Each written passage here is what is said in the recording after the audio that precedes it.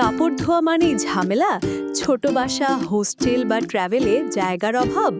আপনার জন্য এসেছে 9 litre foldable single top laundry washer.